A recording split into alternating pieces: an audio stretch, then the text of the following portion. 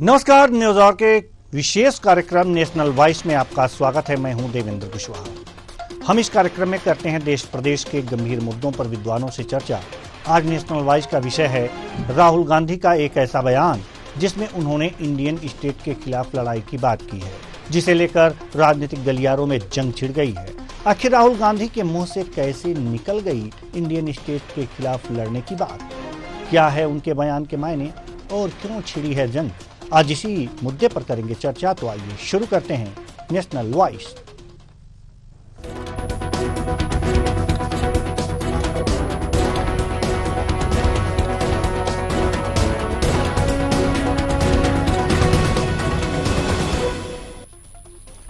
राहुल गांधी ने कांग्रेस मुख्यालय के उद्घाटन के अवसर पर इंडियन स्टेट से लड़ने की बात कहकर इन चुनाव के मौके पर सेल्फ गोल कर लिया है। राहुल गांधी ने कथित रूप से अपने बयान में इंडियन स्टेट के खिलाफ लड़ाई लड़ने की बात की। राहुल ने बयान दिया है कि कांग्रेस और अन्य विपक्षी दल सिर्फ बीजेपी आरएसएस से नहीं बल्कि भारतीय राज्य से लड़ रहे हैं। इस बयान के बाद बीजेपी भड़की हुई है। अब सवाल यह है कि इस तरह की बातें क्यों?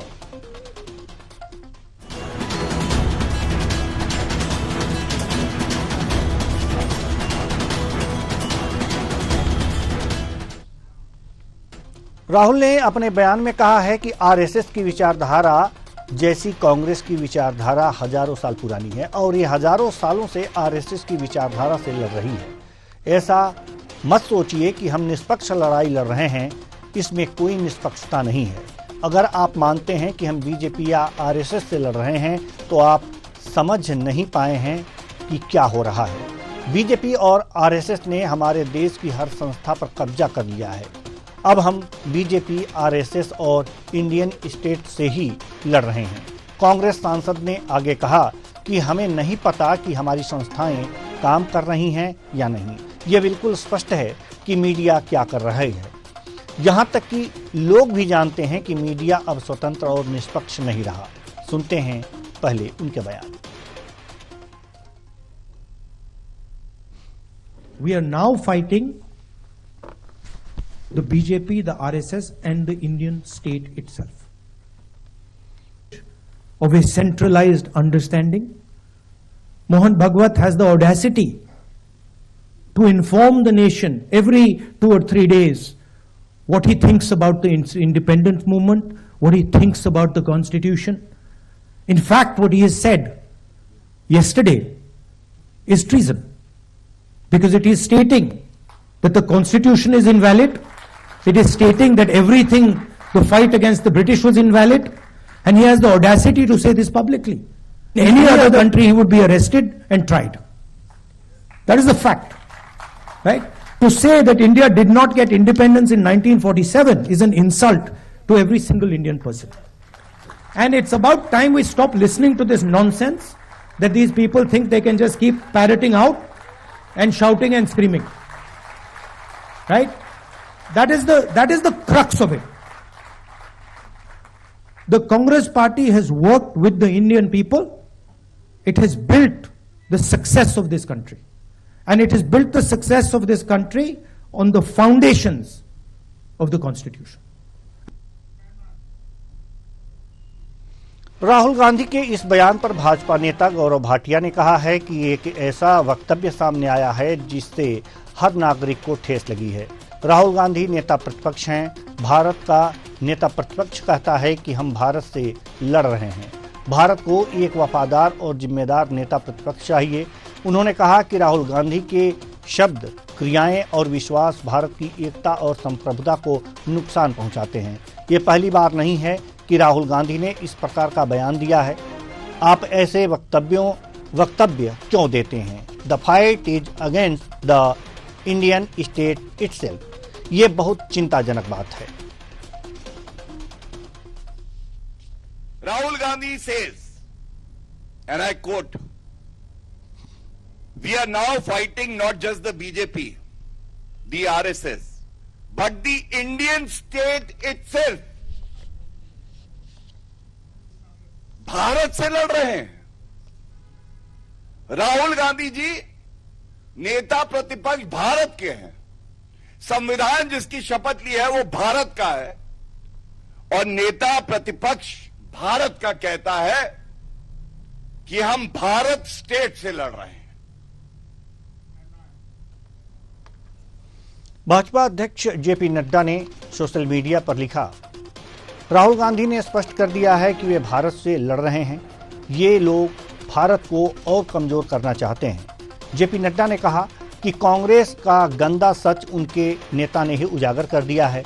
मैं राहुल गांधी की सराहना करता हूं कि उन्होंने खुद ही यह बात साफ साफ कह दी, जो कि पूरा देश जानता है। वे भारत सरकार से लड़ रहे हैं। कांग्रेस का इतिहास रहा है ऐसी ताकतों को बढ़ावा देने का जो देश को कमजोर करना चाहती हैं। ये जेपी नड्डा, जो कि बीजेपी के राष्ट्रीय अध्यक्ष हैं, इन्होंने ये वक्तव्य दिया है। आज इसी मुद्दे पर हम चर्चा करेंगे कि आखिर राहुल गांधी ने ऐसा क्यों कहा कि वो भारत से लड़ रहे हैं, इंडियन स्टेट से लड़ रहे हैं। आज इसी मुद्दे पर हम चर्चा करेंगे और चर्चा के लिए हमारे साथ जो मेहमान जुड़े हुए हैं उनसे आपका परिचय करा दें। संजय सिंह, नेता बीजेपी, पवन पटेल, महामंत्री कांग्रेस।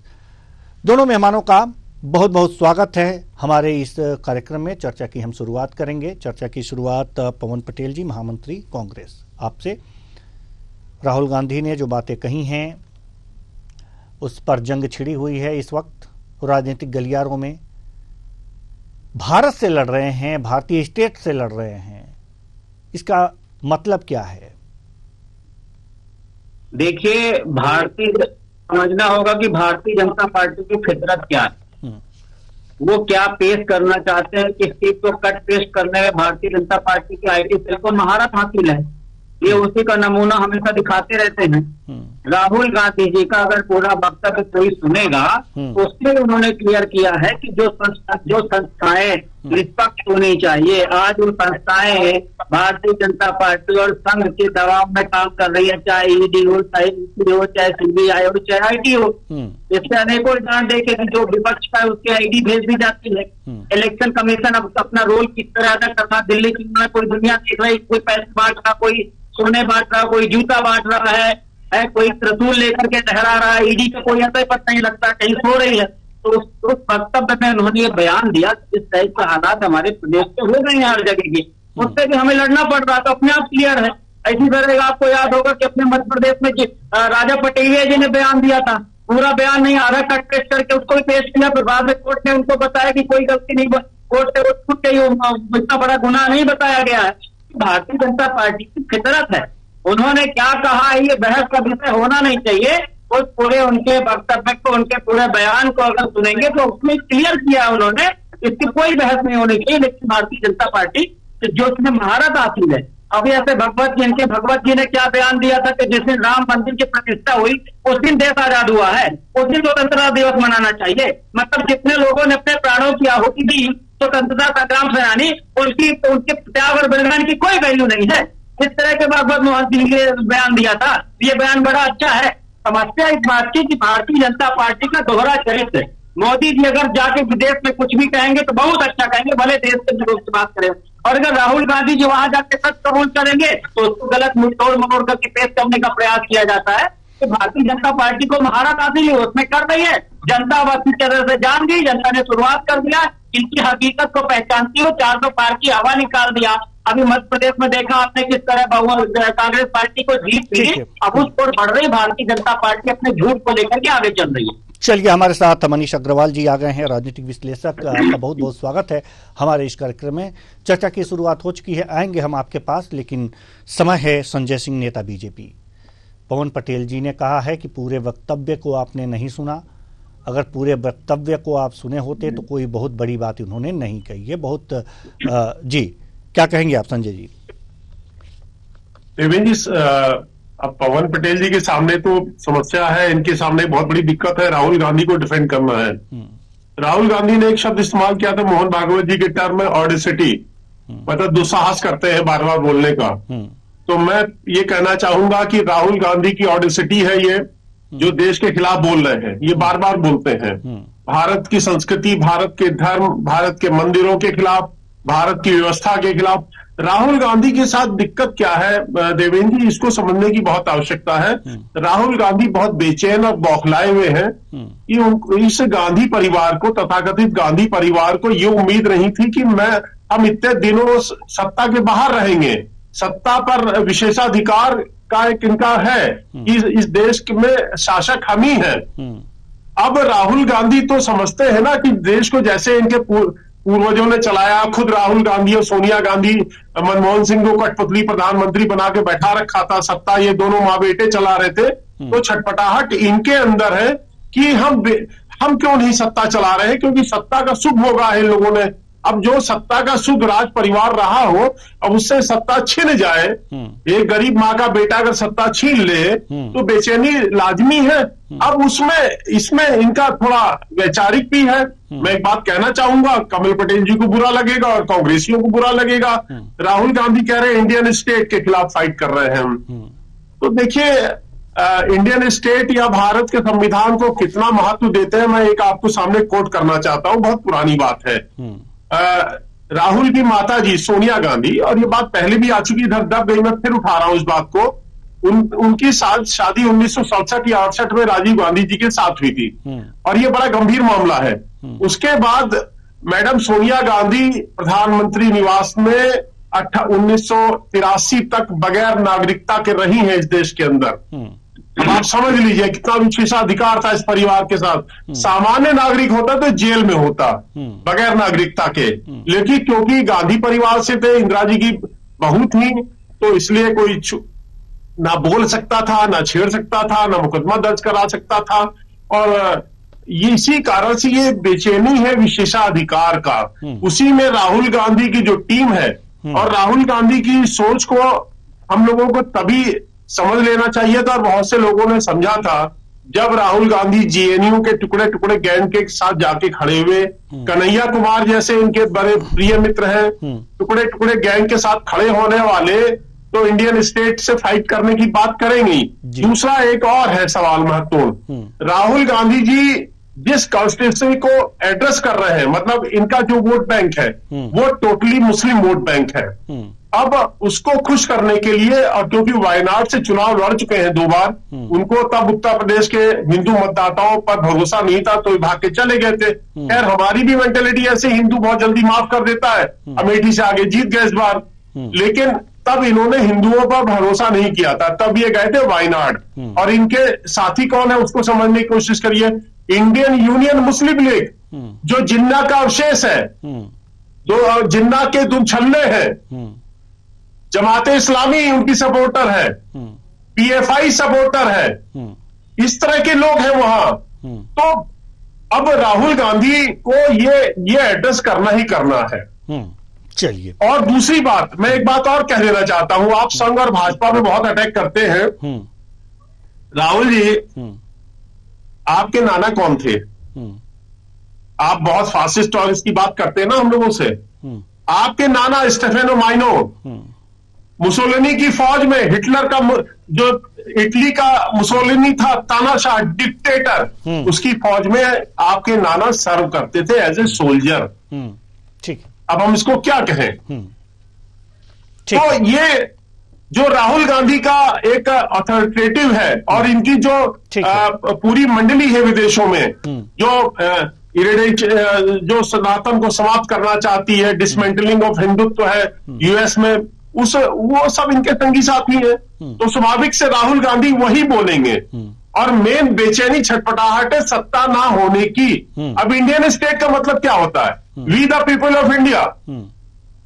उसमें सारा भारत का तंत्र आता है, इसमें इनके स्टेट्स भी आते हैं, कर्नाटक भी है, तेलंगाना भी है, हिमाचल है, झारखंड है, जहां इनकी सरकारें हैं। तो क्या राहुल गांधी आप अपनी 4 सरकारों से भी लड़ रहे हैं क्या? इसको भी क्लियरिफाई करिएगा। जी ठीक है, आएंगे हम आपके पास। मनीष अग्रवाल जी, राजनीतिक विश्लेषक, जैसा कि अभी महामंत्री कांग्रेस के पवन पटेल जी ने कहा कि पूरी बात कोई नहीं सुना है राहुल गांधी का, इसलिए ये बातें सामने आ गई हैं, नहीं तो इन्होंने कुछ बहुत खास बातें नहीं कही हैं। इंडियन स्टेट से लड़ने वाली बात जहां तक है, इसको पूरे परिप्रेक्ष्य में सुनना चाहिए। क्या लगता है आपको कि कोई पूरे परिप्रेक्ष्य में बगैर सुने ही इस तरह के बयान दे रहे हैं, या बीजेपी उसे लेकर के उड़ रही है बस छोटे से क्लिप को? दिनेश जी, कांग्रेस के महामंत्री बिल्कुल सही कह रहे हैं। राहुल गांधी जी कोई खास बात नहीं कहते, किसी को उसका ध्यान नहीं देना चाहिए।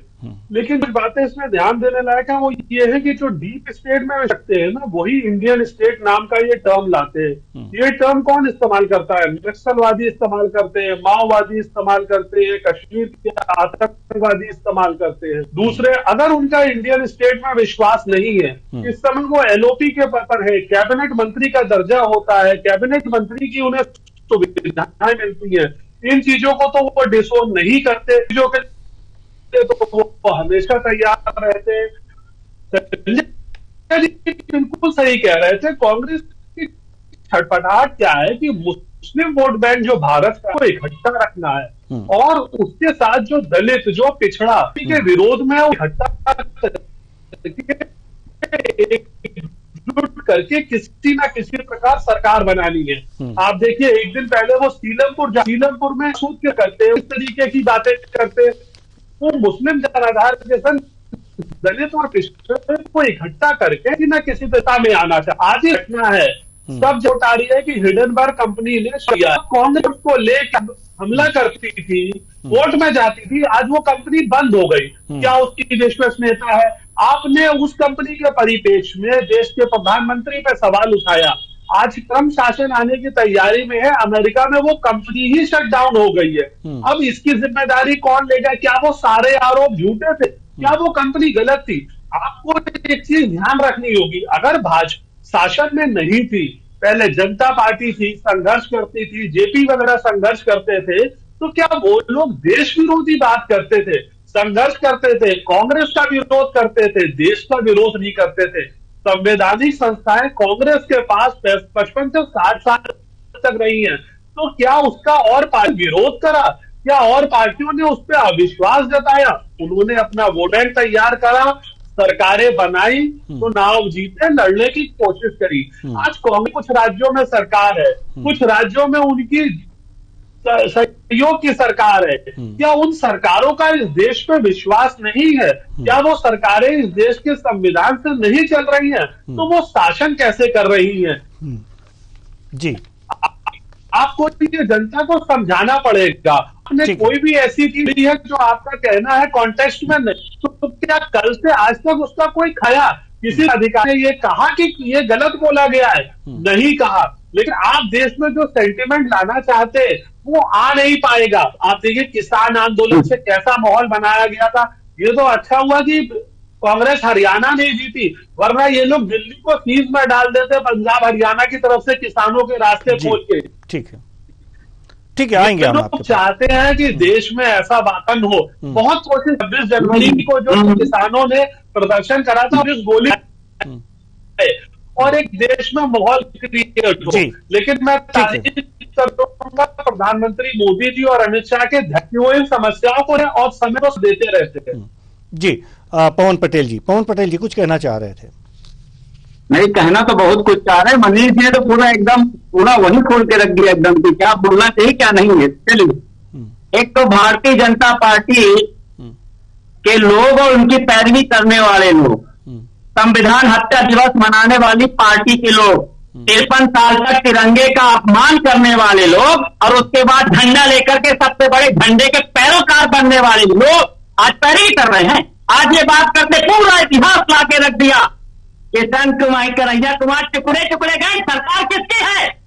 क्यों अंदर नहीं किया? अगर वो पाकिस्तान जिंदाबाद टुकड़े टुकड़े गैंग बोल रहा था, उसको अंदर नहीं किया, मतलब तुम्हारे द्वारा भेजा गया षड्यंत्र है। क्यों नहीं किया अंदर? अगर कोई देश विरोधी बयान देता है, कानून नियम सबके लिए बराबर होने चाहिए कि अजीत पवार के लिए अलग कानून और बाकी के लिए अलग कानून। 27,000 करोड़ का सिंचाई घोटाला और उसके 1,000 की संपत्ति को वो भी फ्री कर रहे हो।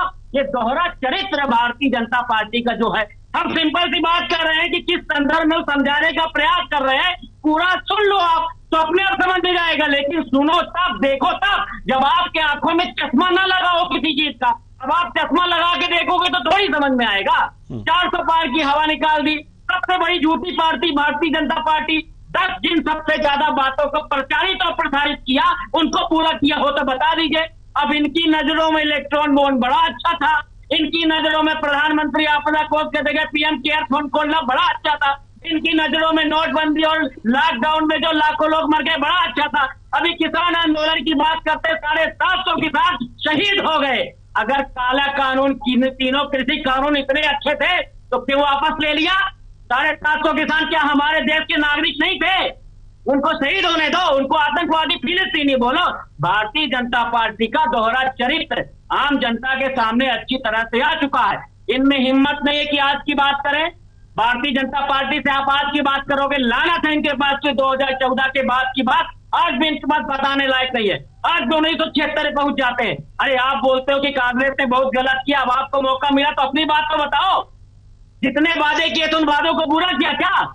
100 दिन में काला धन आ रहा था, किसानों की आय दुगनी हो रही थी, किसानी खत्म होते जा रहे हैं।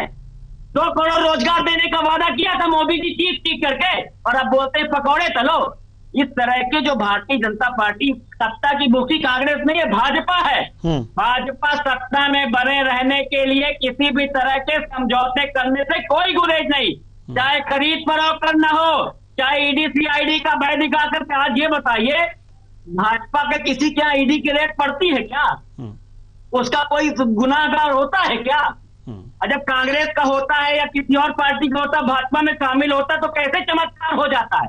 इलेक्शन कमीशन दिल्ली में कितना प्रवेश शर्मा के ऊपर ये जो सोना चांदी गहने बांटे जा रहे हैं उसके ऊपर कितनी कार्यवाही कर रही है? भारतीय जनता पार्टी अपने गिरेबान में कभी झांक करके नहीं देखती है। ये बहुत बड़े बन गए थे, जो राम को लाए हैं हम उनको लाएंगे। इतनी बड़ी औकात है भाजपा की कि राम को लाएंगे। राम सबको लाए हैं, राम को लाने वाला कोई पैदा नहीं हुआ है, इसीलिए इनकी हेकड़ी निकल गई। 400 पार की हेकड़ी इसीलिए निकली है। और वहां मथुरा में हर जगह क्या हुआ ये भी आपने देखा। तो जब भारतीय जनता पार्टी तानाशाही के संविधान से चला के स्वयंभू भगवान कुछ दिन बाद घोषित कर देंगे। इनके भागवत जी बोले कि स्वतंत्रता दिवस राम मंदिर के प्रतिष्ठा वाले दिन मनाना चाहिए। इनकी सांसद कंगना रनावत बोल चुकी है कि 2014 में आजादी मिली, कुछ दिन बाद ही अपने आप को भगवान घोषित कर देंगे। तमाशा मचा हुआ है। क्या बात कर रहे, ज्वलंत मुद्दा, पूरा देश गरीबी में लेक्चर दे लिया। धवल पटेल जी आपने लेक्चर दे लिया हो तो फिर हम भी बोले, उसकी बात नहीं करेंगे। अगर आपका लेक्चर पूरा हो गया हो तो बताओ 2014 के बाद क्या तुमने किया? क्यों तुम्हारी सरकार बननी चाहिए? महाराष्ट्र में आज तक की गजब की सुनामी, क्या काम कर दिया भैया महाराष्ट्र में? 6 महीना पहले तुम्हारी हालत खराब थी और ऐसा क्या चमत्कार कर दिया कि महाराष्ट्र में? ये सब मैनेजमेंट और मैकेनिज्म से चुनाव जीतते हैं। वहां इलेक्शन कमीशन ने चुनाव की तारीख क्यों बढ़ा दी? ताकि लाडली बहना के खाते में पैसे डाले जा सके। हर जगह यही मैनेजमेंट और मैकेनिज्म। वोटर लिस्ट का सच हमने देखा है।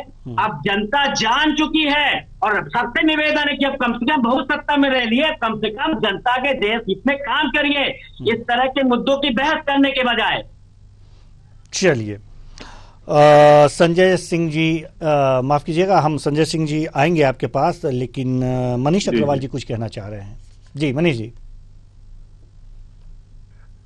मैं तो बस इनकी बात का ये जवाब देना चाह रहा था। इन्होंने नाम लेके कहा, कन्हैया कुमार का जिक्र कहा, तो मैं ये बात है कि कन्हैया कुमार का प्रचार अभी अरविंद कर रहे थे जून के चुनाव में लोकसभा के, और राहुल गांधी जी आम आदमी पार्टी डाल रहे थे, क्योंकि जहां पे वो रहते हैं वहां पे आम आदमी पार्टी का कैंडिडेट अभी आम आदमी पार्टी के विरोध लड़ रहे हैं, ये कहते हुए कि केजरीवाल जी देशद्रोही है।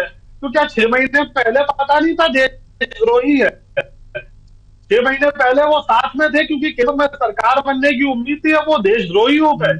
आप 6 में स्टैंड बदलोगे तो क्या आपकी क्रेडिबिलिटी रहेगी, क्या आपकी पार्टी की क्रेडिबिलिटी रहेगी? कैसे आप जनता को जाके कि उस समय वो खज वो अच्छे हो गए। सभी जो है यूपी में कांग्रेस के समर्थन से मिल्कीपुर लड़ रही है और समाजवादी पार्टी आम आदमी पार्टी को समर्थन दे रही है, कांग्रेस के विरोध में लड़ रही है। तो इन लोगों ने जनता को क्या समझ रखा कि जनता की समझ में कुछ नहीं आता।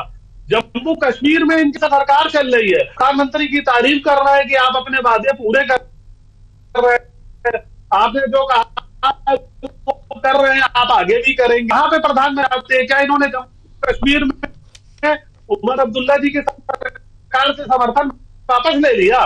क्या ये सरकार के बाहर आ गए? इसके चुनाव मैकेनिज्म चलता है और जब तेलंगाना अभूतपूर्व जीत होती है तो वो वोटर इनको जिता रहा है, तब जनता वहां नहीं है, जम्मू कश्मीर नहीं है, इनको चलिए ठीक करना पड़ेगा। इनकी समझ में ही नहीं आ रहा है सत्ता पाने के कुछ भी करने को, और इसीलिए निरंतर हारते जा रहे हैं और जा रहे हैं। जी पवन पटेल मनीष जी पवन पटेल जी आएंगे हम आपके पास, जवाब दीजिएगा। संजय सिंह जी कुछ कहना चाह रहे थे जी। देवेंद्र जी, मैं कांग्रेस के लोगों को, राहुल गांधी और सभी के बारे में एक लाइन में कहना चाहता हूं। तुलसीदास जी की रामचरितमानस में एक चौपाई है और बड़ी प्रसिद्ध है और इन लोगों पे पूरी तरह लागू होती है। जाको प्रभु दारुण देख देही ताकि मति हर लेही। तो राम विरोधियों की मति मारी जा चुकी है, अब इनको दारुण दुख ही मिलना है। ये कितने छटपटा रहे हैं, बेचैन है। एक हिंदी में शब्द होता है देवेंद्र जी, सन्निपात। सन्निपात, तो ये सन्निपात के सब शिकार है। राहुल गांधी तो विशेषकर है, उनकी मति मारी गई है। अब मुझे याद आता है इनकी दादी, राहुल गांधी जी की दादी इंदिरा जी, पूरे सम्मान के साथ मैं कह रहा हूं, इंदिरा जी कभी भी उनके भाषण सुन लीजिए। अरे भाई कमल पटेल यार चिल्लाओ नहीं, बेचैन मत हो। ये देखिए मैं तो नहीं बोल रहा था इनके बारे में, इनके समय में ये देखिए अब बेचैन हो गए। ये बेचैन आत्मा है ना, सब बेचैन आत्मा है, ये सब ये बेचैन आत्मा है। इनकी मति मारी है, भगवान ने मति हर ली है लोगों की। अब इंदिरा जी जो भाषण देती थी वो ये कहती थी कि भारत को विदेशी ताकतों से खतरा है। बार बार कहती थी विदेशी ताकतों से खतरा है ना। हम जब से पैदा हुए, ये विदेशी ताकत कौन दी भाई?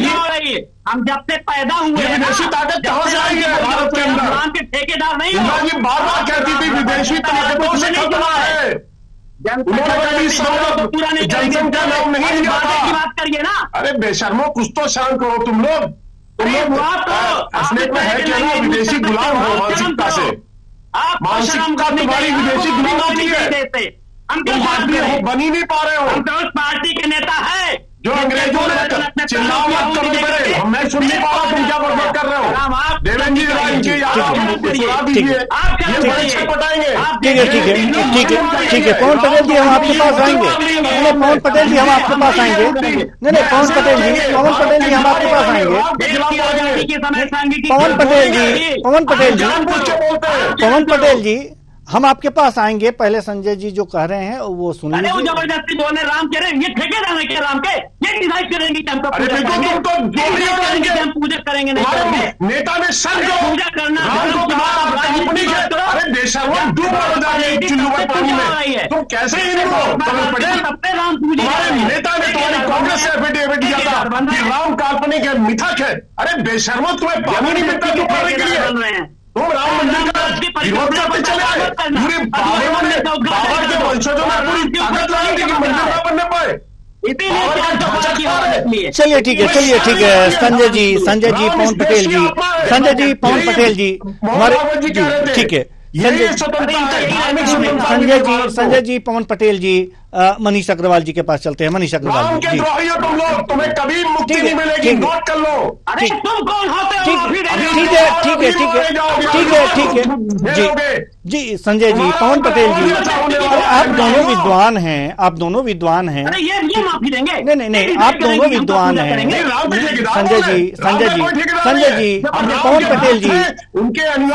पवन पटेल जी, आप लोग दोनों विद्वान हैं, उनके प्रति श्रद्धा है हम लोगों का। मनीष अग्रवाल जी के पास चलते हैं।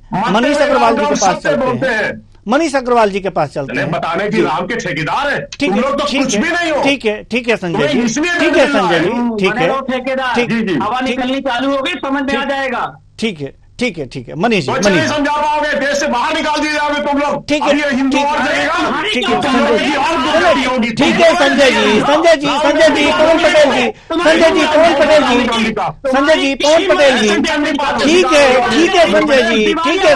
पवन पटेल जी अब दोनों विद्वान आदमी हैं, थोड़ा सा धैर्य रखिए। आप दोनों विद्वान हैं। ठीक है कोई बात नहीं ठीक है संजय जी मनीष जी से उत्तर ले लेते हैं कुछ। मनीष जी को भी अपनी बात कुछ रखनी है जी। मनीष जी आप कुछ कहना चाह रहे थे? मैं चाह रहा था कि ये जो डीप स्टेट और इंडियन स्टेट वाली बात है, अगर कांग्रेस के महामंत्री जी को ये लग रहा है कि राहुल गांधी ने ऐसा नहीं बोला है, तो पार्टी को एक क्लैरिफिकेशन देना चाहिए जो अखबार में, मीडिया में चल रहा है। आप नेता विपक्ष हो, आपके बयान को पूरी दुनिया में सुना जाता है। अगर आपको याद होगा तो 370 पे जो राहुल गांधी जी ने बोला था, उसको पाकिस्तान ने अपने डोसियर में यूएन सबमिट करा था फ्रंट पेज पे कि भारत में कांग्रेस का ये स्टेटमेंट है 370 पे। तो उससे इंटरनेशनल छवि में खराबी आती है। आपको बताना चाहिए, आपका ये दायित्व। उसको बीजेपी पेश कर रही है, मीडिया गलत इंटरप्रेट कर रहा है, लेकिन जब आप उसका क्लैरिफिकेशन नहीं देते हो तो ये माना जाता है कि आपका उसका समर्थन है। जो पब्लिक है, जो समझाया जा रहा है, वही उस बयान अर्थ था। और अगर यही इस बयान का अर्थ था और कोई क्लैरिफिकेशन नहीं आता है, तो भारत के संविधान के लिए, डेमोक्रेसी के लिए, नेता प्रतिपक्ष के बयान खतरनाक है। इस तरीके के बयानों से अगर लगाव होता जाएगा तो इसकी संवेदनशीलता खत्म होगी। इन्हें ध्यान रखना होगा कि देश के नागरिक जो है वो बीजेपी को सुनते हैं। अगर इन पे होते तो इनको भी 100 सीटें नहीं मिलती, इनकी भी राज्यों में संयुति। क्या इनका कोई दायित्व नहीं है देश के प्रति? मगर अगर तो इन्हें क्लैरिफिकेशन देना चाहिए। और अगर उसके बाद भी ये ऐसी सोच रखते हैं जो नक्सलवादी, माओवादी, आतंकवादियों की है, तो देश के लिए ये खतरा उत्पन्न कर रहे हैं। जी, देश के लिए ये खतरा उत्पन्न हो रहा है। पवन पटेल जी, आपको कुछ कहना है? बिल्कुल भी समय नहीं है, कम शब्दों में हम चाहेंगे जवाब। नहीं, मैं तो बोल रहा हूँ, आप जो आदरणीय वरिष्ठ पत्रकार ये जो बोल रहे हैं सफाई देने की, मेरे ख्याल से सुबह से मैं देख रहा हूँ हर नेता ने उसको बताने का प्रयास किया। मैंने 4 डिबेट अटेंड की कि उनका किस संदर्भ में है। मैं ये बोल रहा हूँ, उसके पूरे भाषण को अगर सुनेंगे तो उसी में समझ में आता। हर चीज के 2 मतलब, 3 मतलब, कितने भी मतलब आदमी अपने हिसाब से निकालता रहता है। उसके कितने भी मतलब निकाल लीजिए, उसके कोई एंडलेस चीजें हैं। लेकिन हमने बताया कि जिस संदर्भ में उन्होंने बोला उस संदर्भ में बताने का। अब ऐसे लोग बोले संविधान की हत्या करती, मतलब क्या चाकू लेकर की हत्या करने कोई जा रहा है? ये सोच की बात है, विचार की बात है। उन्होंने अपने ढंग से समझाने का प्रयास किया है। और कोई भी ऐसा व्यक्ति नहीं, अगर पूरे स्पीच को, उनके पूरे वक्तव्य को सुनेगा तो अपने आप समझ में आ जाएगी। ये बताने का प्रयास कर रहे हैं। ठीक है, ठीक है। अब चूंकि अब समय नहीं है, नहीं तो इस चर्चा को और आगे बढ़ाते। बहुत बहुत धन्यवाद तीनों मेहमानों का, आप आए और अपने अपने विचार साझा किए। तो इंडियन स्टेट से लड़ाई, कांग्रेस का कहना है कि कुछ क्लिप जो हैं वही सुनाए जा रहे हैं, जबकि पूरे परिप्रेक्ष्य में अगर जो देखा जाए तो राहुल गांधी के कहने का मंतव्य कुछ ऐसा नहीं था जिस तरह की भावनाएं बनाई जा रही हैं। हालांकि अगर जो इस तरह की बात नहीं है तो क्लेरिफिकेशन देना चाहिए एक बार और कहना चाहिए कि हमारे वक्तव्य का यह मतलब नहीं था जो निकाला जा रहा है। वास्तव में जो इंडियन स्टेट से जो फाइट की बात राहुल गांधी ने कही है वो माओवादियों की भाषा है, नक्सलियों की भाषा है। इस तरह की भाषा वही प्रयोग करते हैं, लेकिन वो उस परिप्रेक्ष्य में नहीं कहा गया है, ऐसा कांग्रेस का कहना है। तो बिल्कुल भी ये उम्मीद नहीं है कि राहुल गांधी उस परिप्रेक्ष्य में कुछ कहे होंगे, लेकिन अगर जो उनका मतलब ये नहीं है तो वास्तव में इसे क्लेरिफिकेशन उन्हें देना चाहिए, खंडन करना चाहिए। फिलहाल इस कार्यक्रम में इतना ही, मुझे दीजिए इजाजत, नमस्कार।